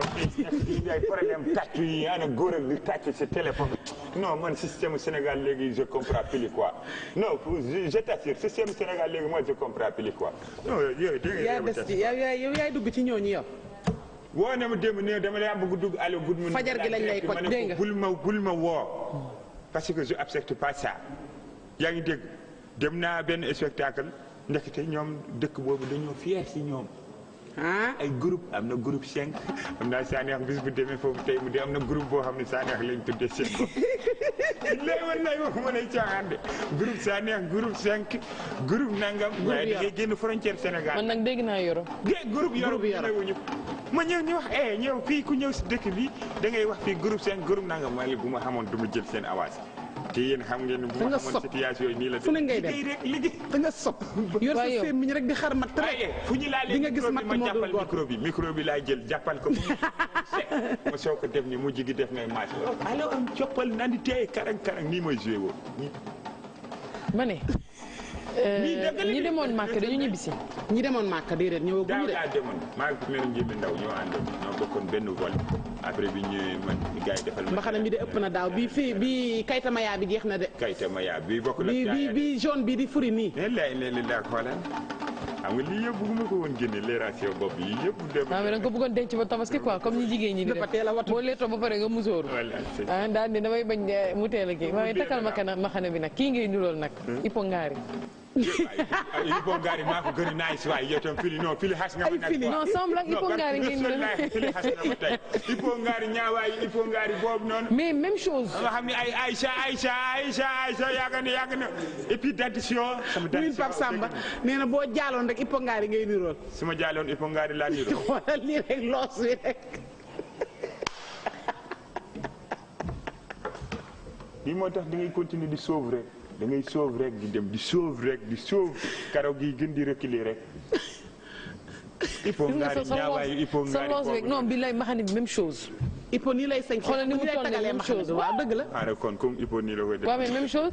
moom côté bu ne la koy def da koy tagal mu ñëwee léegi mu defee ko nii. fi mu toll nii xam nga lan ñooñu di raxas ci ngénte yi bu ñu kiiyee nabi ba pare. fili boobu moom du ma ko nangu. raxas ngénte. fili dafa soxar gis nga mi ngi gën di. yoro yow fili tey mel na la de. non fili dafa soxar. non tey non kon woowu la loolu lay defanteeg yow nii. looloo tax. non mais non attends xoolal fi mu toll nii ñu la génnee nii gros plan. ñëpp ñu boy la. na nga coofe waaw kan moo la ko wax tey. jële sourire bi. jël ko waay mii bii groupe la waay.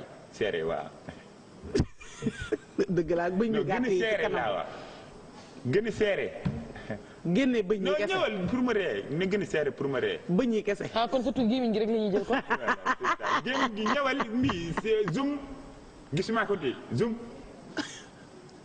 mbii dafa dese aay waxal Laay Njaay ba xam. Laay ñëwal yow kon kii tu passe kii large ñëwal seereel si man large moo xaar ñëwal ko seereel si man quoi yow sama copain nga quoi. Rokhaya dugalal mu xaar parce que ñeent dañu naan contact quoi. kee dafa am problème parce que amul xar. séeréer loolu yaa ngi laaj mu xaar gën a lu séeréer. bilaay du gor non da nga bóor rek sincèrement. neexu ba neexu mais la nga bóor. ay fii encore beneen situation. mais non tu es trop beau surtout sa nopp yi nag en plus. ni ñuy defee gros plan nii mu xaw a def nii. sama nopp papa yi noonu la mel. non. sama nopp papa dafa réyoon moo tax dama ñëw rek copier ko. non doon nga ko non mais voilà pas et puis possible. sama papa tamit dafa njoole moo tax je suis fier d'être long 2 mètres ak nopp yu rëy niru ko. ak ba ñu xaw a génn nii. waaw ba ñuy xaw a nice nii quoi. non sa bañ dafa génn nii. non génnu def si dafa xaw a fañe tuuti. non benn rupture la am fii rek rupture. ñaar yi ci kanam ñoo xaw a kekkati ko nii tuuti. firiir yi ma doon lekk saa yi ma nekkee booy. est-ce que daawoo lekk jaabare yow.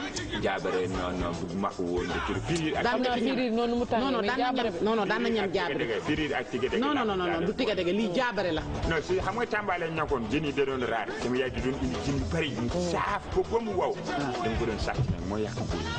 kon sàcc gee yàq bëñ yi waaye du firiir bi yàq bëñ.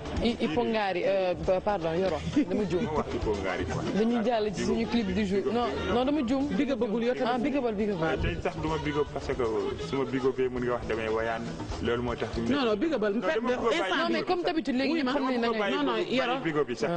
Yoro wuy ma wax la benn affaire instant bi wayaan dagan na ndax dëkk bi toj na toj goo xam ne foog nga bigabal garaawul. merci beaucoup bigabal. joyeux anniversaire à maman Madeleine non maman xale bu ndaw la. non man ay xale yu ndaw rek lay bigoog nii. ñaata at la am maman.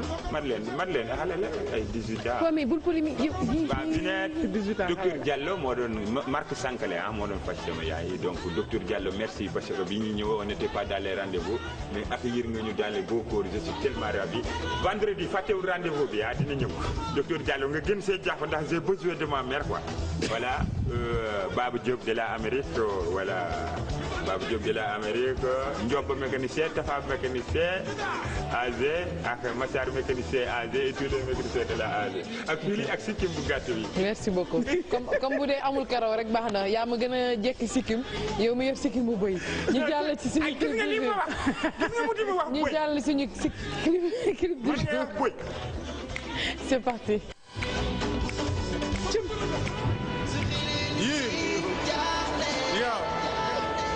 Man la Balla Gaye 2 ànd seeg sa kees petit ring yow jaamal bi si presse am na Moussa Fa Baye Fall taalibe Serigne Touba yow su xiinee ñu tiit su tawee ñu wàlliya su xiinee ñu tiit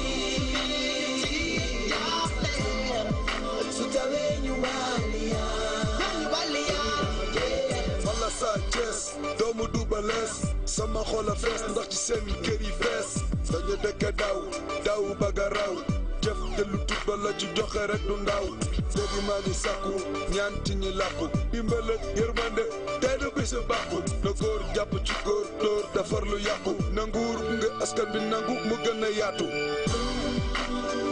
su xiinee ñu tiit su tawee ñu wàlliya su xiinee ñu tiit su tawee ñu wàlliya de soi pour les autres socialités il faut ñëpp jàpp si mën mi metti na ñi ci nekk te ñu yàgg ci ñàkk pexe tax ci yoonu ndox ñoom ñu dëkk ci li ma la jël mën ci la ñu judd foog ñu mag avec le fond téléthon ku nekk ci ñun def don xaalis dudd bota pomp dàll yëre pantalon association ONG fondation ku nekk yaa ngi en action pour indi solution société civile ngi sàkku ci état canalisation servir le Sénégal bar bi du kër bokk mission segem dox mi xéwal la di yàqu nañ ko tabaxaat wa ilaa dañ leen logewaat su xiinee ñu tiit naaw naaw su tawee ñu wàlliyaan su xiinee ñu tiit su tawee ñu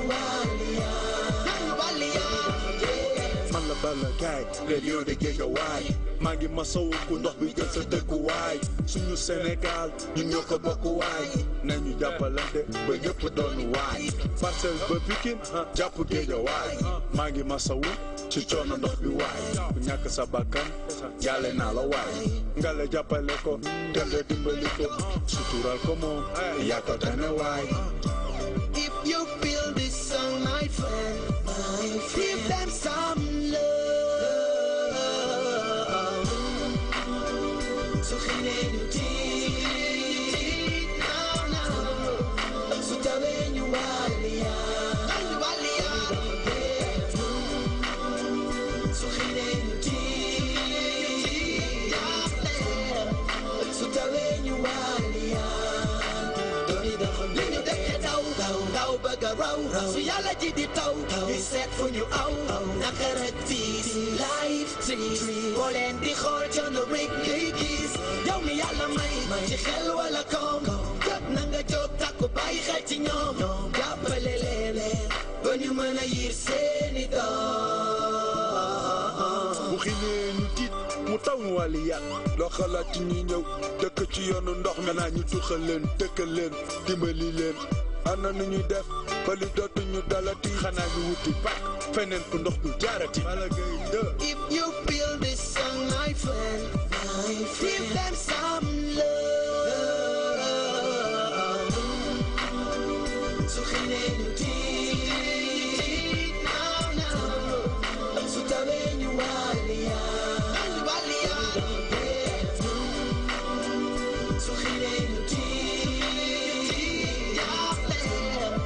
su tawee ñu wàlliyaan jaajëfal bu baax askanu Sénégal ci seen taxawaay dimbal ak yërmande rajo ak télé yëpp ci jàpp merci à la presse écrite jaaraama dimbal ak yërmande les Sénégalais de la diaspora sinistrés yi sant nañu leen un peuple ne peut pas se développer sans la solidarité fondation servir le Sénégal ak waa Marmite du Cœur askanu Sénégal gis na seen taxawaay di ko may képp ku ndox mi jël sa kër lay jaaj studio.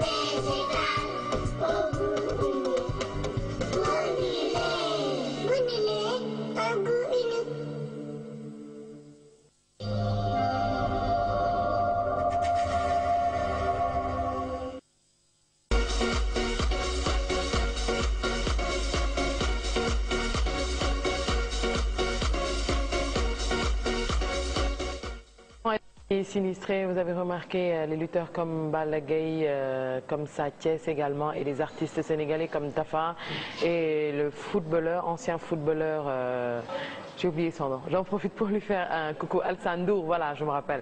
Tout de suite, nous passons à la rubrique trucs et astuces.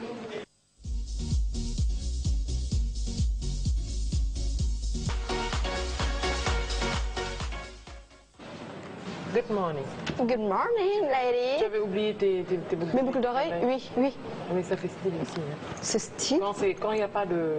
Avec le trou là? Non, sans boucle, je veux dire. Sans boucle, oui. Déjà, moi, mon trou, il ferait. À force de porter des boucles d'oreilles comme ça, là, you disent. Donc, ouais. À force que... Bon, exactement. Que tu as une astuce pour remettre ça en ordre. Oui, c'est une astuce très simple. Arrêtez de porter des boucles d'oreilles lourdes pendant un moment. Ça va se refermer petit à petit. c'est vrai en plus c'est vrai parce que quand j'étais plus petite dañu doon takkal xam nga jaaru pël yi. di may ak yooyu dafay dijj diis et tout ça des fois mu nekk en or des fois mu nekk genre ngalam exactement donc yooyu dafa doon ba kii woon yaatuloon sama tur bi su ma doon jënd bii si fukki dërëm yi takk ko soo defee nii sama jàll si mais bon léegi après bi ma ko arrêté di takk et tout ça dafa dem ba fat kii bi tur bi wàññeeku waat tëju et tout voilà c'est une astuce très simple. Ça va pas arranger certains. Ah ouais, comme vas-y. Non, pour les personnes qui mettent des grosses boucles d'oreilles, c'est question de style, quoi. C'est vrai, tu as raison. Alors, on revient aujourd'hui, sel. Huile d'olive. Huile d'olive. Oui. Et un récipient. Vide. Pour concocter quoi? Une cuillère, une petite, une grande, voilà. Xam nga fii nii je sais pas si tu as remarqué temps yi fajar bi nii comme ñun dañuy teel a yeewu sooy sangu sedd bi t'as remarqué? Oui commencé na ndox bi day sedd. ndox bi day sedd ngelaw bi aussi. man su ma sangoo ba pare et tout ça dem ci sama cour bi et tout da ngay gis dafay sedd ngelaw bu neex mu ñëw. wala nga ubbi buntu néeg bi ak. Non, pourtant pas. J'aime bien quand il fait froid et tout. Ouais. Donc, faut commencer sedd. te xam nga moom seddaay su ñëwee nit ñi seen tànk yi day am peau morte et tout ça xam nga. Donc, aujourd'hui, pour lutter contre ça, moo tax mu indi astuce bi nii pour prévenir ça ou bien pour lutter contre ça. Donc, c'est une astuce très simple à réaliser pour éliminer une peau morte, les peaux mortes comme muy seen loxo wala seen tànk foo leen am peau morte pour éliminer ko. Donc, c'est une astuce très simple. da ngay jël xorom ngay jël xorom bu sew bi par exemple bii nii nga xamante ne aram moo ñu ko wutaloon Lac Rose mu nekk original xorom. donc moom laay jël benn kuddu bu mag donc ça veut dire ñaari kuddu yu ndaw. j'avais oublié que maa ngi benn kuddu bu mag ça mais bon. ça fait rien. c'est la même exactement donc nga jël huile d'olive benn kuddu bu mag aussi nga mélange ko. nga yokkaat encore. 2 cuillères à peu près. Ouais, 2 cuillères soo jëlee benn kudd bu mag xorom da ngay jël ñaari kudd yu ndaw huile d'olive ñaari kudd yu mag huile d'olive et là attention mon Dieu. La cuillère est trop. Elle est trop lourde. C'est une cuillère en argent. Mais là ici c'est mieux. Ouais. Donc soo jëlee nga mélange que comme ça ba mu mel nii. Ouais, xorom bi ak huile d'olive bi moom ngay mélanger jusqu'à ce que liquide bi mel nii exactement. il faut pas que waa benn pâte il faut pas que mu tooy torop il faut pas que mu ñàkk tooy aussi il faut un truc vraiment foog ngeen mën a mixer de xam dose yi. benn kuddu bu mag xorom ak ñaari kuddu yu mag huile d'olive ngeen di jël mélanger ko ba ngeen xam ni que xorom bi ak huile d'olive bi duggante na bu baax a baax. donc après du coup ce que vous faites. Comme je l'ai dit tout à l'heure, c'est une astuce très simple. Voilà da ngeen di jël fi nga xamante ne moom ngeen am peau morte. mooy loxo bi wala tànk bi et là vous gommez avec. ouais ngeen jàpp bombe di ko ci bombe vous allez voir ça va partir vous frottez et là du tic au tac voilà ça va partir à force de le faire. et aussi soo leen ko defee ba pare au lieu que nga jëlaat li nga xamante ne mooy saabu raxasaat ko non soo leen ko kiiwee nii parce que huile d'olive bi day hydrater peau bi da koy nourriraat et tout da koy régénéraat bu baax a baax donc soo leen ko defee au lieu que ngeen raxasaat ko savon non da ngeen di jël seen tànk bi rek wala seen loxo yi dégg ko ci robinet bi voilà ngeen raxas ko nii ba mu set wecc sans savon rien du tout juste avec de l'eau claire. Pas de savon. Ça permet après de ne pas mettre de la crème. Exactement. Tu n'auras pas vraiment besoin de mettre de la crème parce que huile d'olive bi day dugg sa yaram nooyal ko xam nga protéger ko bu baax a baax donc voilà fii lii c'est une astuce très simple aujourd'hui que j'ai amenée pour éliminer une peau morte les peaux mortes voilà c'est très simple une cuillère de sel et 2 grandes cuillères d'huile d'olive kudd bu mag xorom bu sew bi ak ñaari kudd yu mag huile d'olive. Alors, ce que je veux savoir, est-ce que ce mélange, on l'utilise pour la plante des pieds ou au moins juste en haut? Pour la plante des pieds. mën nga def ci plante des pieds mën nga ko def sa ci kaw par exemple nii parce que ça te permet aussi mu gommer waale sa yaram bi et tout c'est un truc très efficace ni on dit pour éliminer une peau morte mais aussi c'est très efficace pour le corps ouais ça détend le corps ça hydrate carrément le corps mën nga ko def que ça soit ci plante des pieds wala ci kaw tànk bi noonu surface bi yooyu yaa xool nu mu la neexee rek mais c'est très efficace pour éliminer les peaux mortes mais bon tu peux l'utiliser aussi pour un gommage corporel voilà da ngay ñëw bombe ba mu set wecc après là aussi nga sangu tu vas voir sel bi nu mu duggee sa yaram nu mu lay détendre comme tu vas te sentir mieux surtout quand tu es fatigué nag des fois dañ leen naan soo sonnee da ngay dem jël ndox def ci xorom nga sangoo ko et tout ça te détend donc fii nii soo jëlee ndox xorom bu am huile d'olive maasé ko sa corps bi yëpp sango là aussi exactement t'as pas besoin de savon. D'accord. Oui. Ce qu'on va savoir, c'est noter donc le sel, il est important pour ce gommage, il est important aussi comme tu l'as dit tout à l'heure pour les bains, puisqu'il existe également des sels de bain spécialement conçus que pour ça. Donc c'est d'habitude on l'utilise après une fin de journée, quand on est fatigué et tout. Le sel aussi, il est important dans la cuisine puisqu'il agrémente nos plats salés ou bien sucrés même. Il faut rajouter une pincée de sel. C'est bon puisque ça mixe les deux. Oui. Moi, je le préfère dans la cuisine. Donc ce qu'on va faire tout de suite, c'est retrouver Ndella dans un petit instant. Et toi, on se donne rendez-vous demain, Inch'Allah. Oui, demain dans Good Morning et ce soir dans After Work, comme je dis mode. Khadija va parler de mode de mannequin, mais nous aussi ce soir on va parler de mode de mannequin, Inch'Allah. Donc rendez-vous à tout le monde aujourd'hui, 18h, 19h, After Work, non s'y va, Diaz tout. Bye bye, passez une bonne journée d'ici là.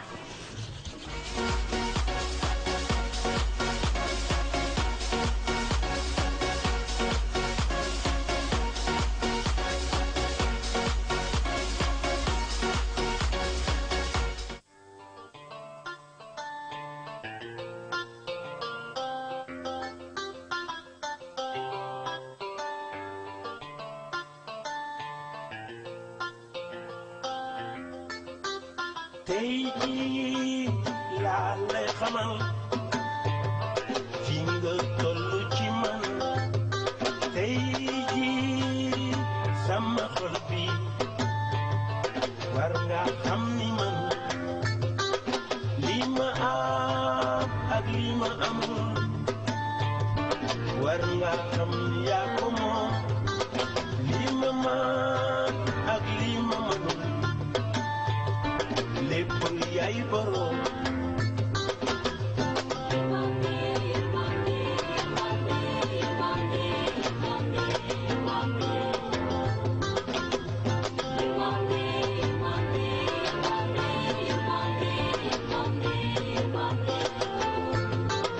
bàyyi naa lu ma jotee nara jàpp sa bànneex boo xebul sama jëfi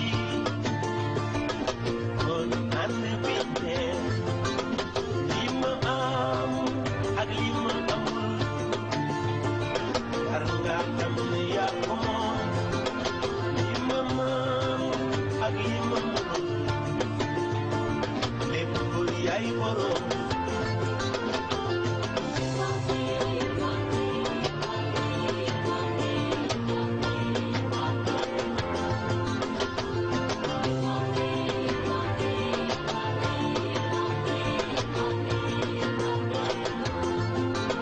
may am li la jox yow su doyul ma dolli may xam li la wax yow di ñaan ñu weesu Esprit Live, ces deux artistes, j'en profite pour leur faire un coucou, surtout s'ils suivent cette émission, ils auront l'occasion d'y venir pour déguster nos plats, bien sûr, et puis nous parler de leur musique, bien évidemment. La cuisine, comme tous les jours, Ndella que l'on retrouve aujourd'hui dans son cocon à elle-même, qu'elle adore, qu'elle apprécie. Et aujourd'hui, ce sera des omelettes aux fines herbes, mais en attendant, ce que tu es en train de servir, c'est quoi? C'est du bonilé. Ah, d'accord.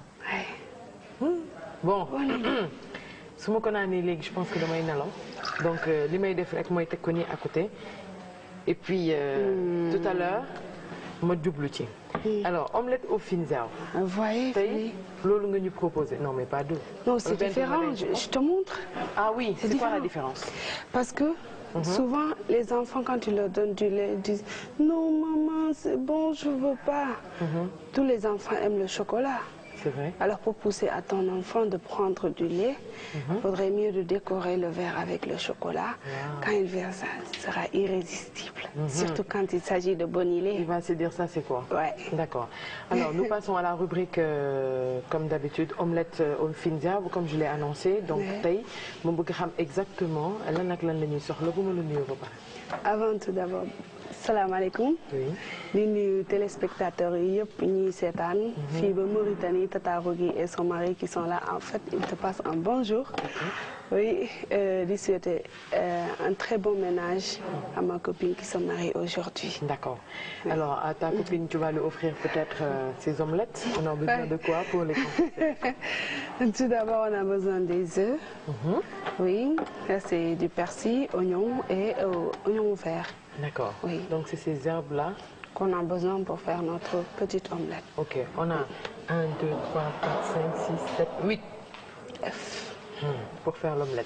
Elle sera grande comme ça? Non. Ah quand bon? tu fais l'omelette, juste 2 suffit. Mais quand il y a des invités, tu peux faire omelette pour une personne, 2 œufs, faire encore un autre pour une personne. D'accord, mais ne pas tout rassembler. Tu peux tout rassembler, mais après couper comme une pizza. D'accord. Voilà. Alors je te laisse. On va commencer. Dans le feu vert? Oui, il n'y a pas mieux qu'un croûton pour accompagner les omelettes. Voilà, des pains de mie qu'on va brûler un peu avec du persil et tout. D'accord. Donc c'est parti pour la cuisine. On met le feu en marche. Donc prenez bien bic ak feuille pour wax ni tey omelette aux fines herbes la ñuy defar. Comme ni ñu ko waxee nen bien évidemment dina ci bokk waaye li def différence bi mooy oignon vert bi ñu utiliser dagg ko en comment on appelle ça?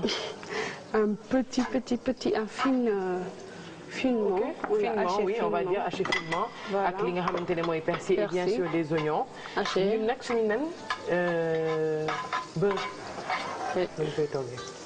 Voilà, on va mettre un peu d'oignon.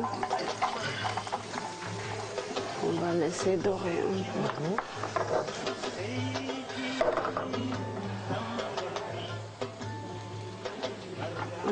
Comme je vous disais, boo nekkee sa kër nga war a togg nen parce que xamuloo mën naa xam ne nen bi frais na wala frais mais am na koo xamante ne xamul nan lañ koy uti voilà booy defar nen bi da ngay jël par benn nen ngay toj bu amul ramequin nga def ci benn verre voilà gis nga bootalee nga jël récipient bi nga koy def ko ci maintenant je pose ici.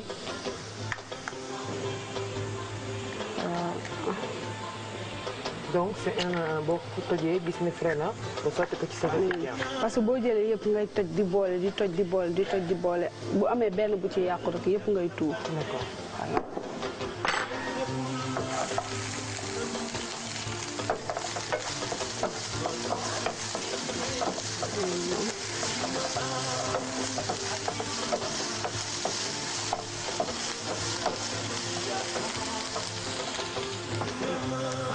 Voilà, comme ça, on va battre les œufs. On va prendre des oignons verts.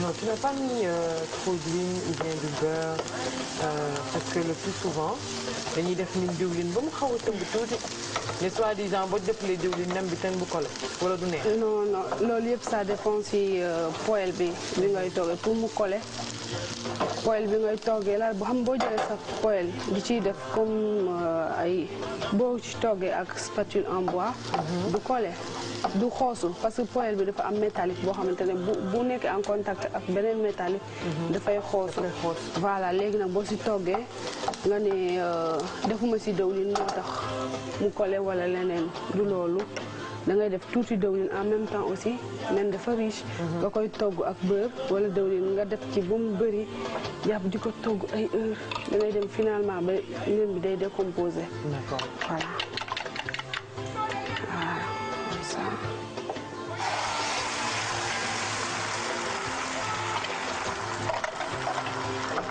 alors dañu utiliser ñun juste ñaari nen c'est pour 2 personnes mais su fekkee ne nit ñi ëpp nañu loolu mën ngeen utiliser 3 4 mais par personne la ñuy defar suñu omelette au fines herbes ñu accompagner ko aussi ak suñu pain de mie bi nga xamante ne après dañ koy toaster c'est ça oui avec un peu de beurre certainement ñu rajouter ci suñu yenn saf-safal yi nga xamante ne c'est important comme le poivre en ce moment nga xamante ni ça relève le goût d'une omelette nee nañ omelette bu amul poobar du omelette. c'est ce qu'on dit c'est vrai. mais ça dépend les goûts et les saveurs ne se discutent pas. goût poobar boobu nga ci sentir tuuti loolu moo ci kii. mais y en a ceux qui aiment ça y en a ceux qui n'aiment pas am na ñoo xamante ne bëgg nañ mu saf am na ñoo xamante ne bëgguñu ko. effectivement am ñoo xam ne bëgg nañ kaani ci nen am ñoo xam ne bëgguñu ko. am ñoo xam ne bëgg nañ soble ñoo ñeneen bëgguñu ko. effectivement booy def rek da ngay xool ci nit ki ngay defal daal li mu bëgg nga defaral ko ko. alors suñu tool yi dañuy toasté suñu pain de mie. waaw.